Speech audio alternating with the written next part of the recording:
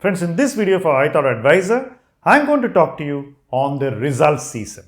The September quarter is behind us. The result season has begun. We saw the TCS result. By the time you see this video, the Infosys result would also be out. We would know how much money Infosys is going to set aside for the buyback. With two bellwether companies of the index and market leading businesses in one industry out, we know now that this result season is going to be decided more on form than on class. What do I mean by this?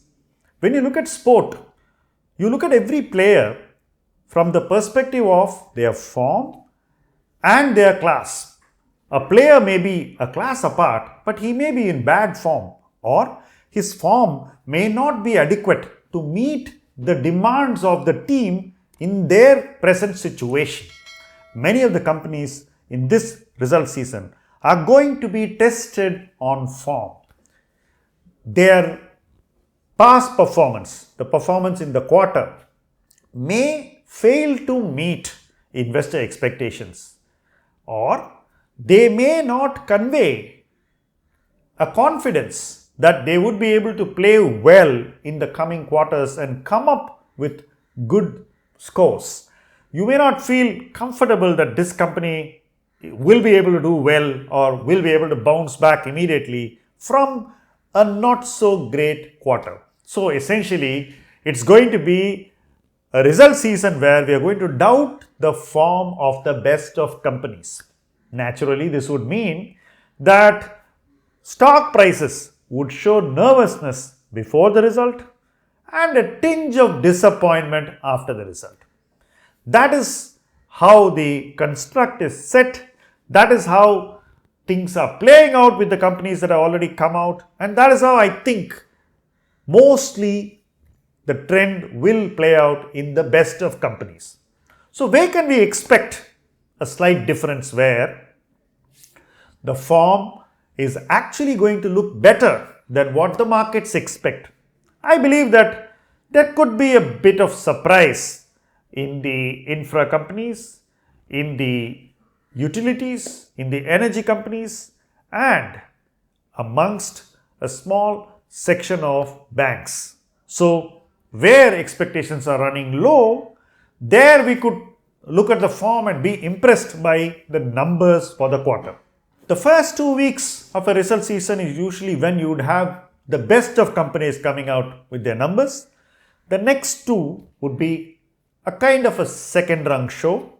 So by the end of this month, by the end of October, we would have seen the numbers of most of the companies that really matter, the companies that are in the indices, that are in the mutual funds, that are owned institutionally very heavily.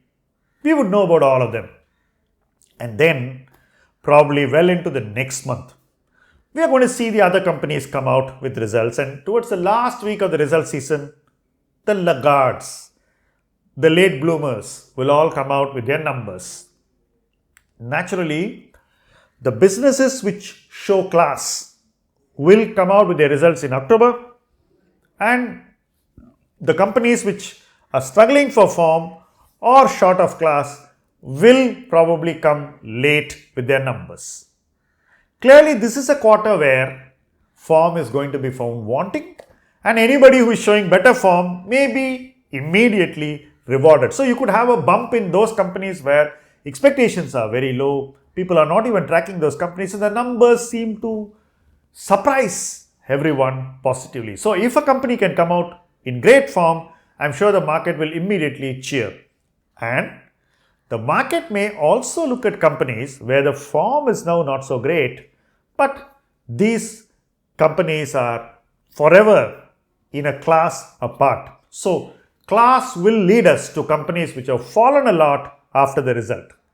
And we could find some value bargains in some of these companies where the form is not so great for the last quarter, but these companies hold great promise and they are able to convey to us that their class will eventually prevail in the financial performance that we are going to get going forward.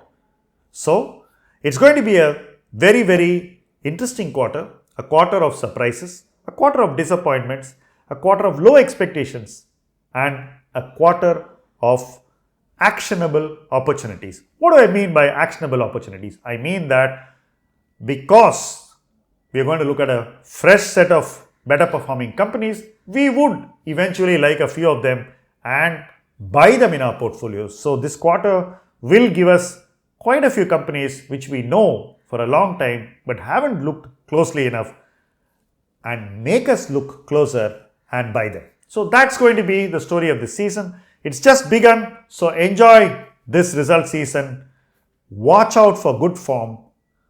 Pick out the ones in great form. And always remember the class of each company when you judge and measure form. Thank you for watching this video.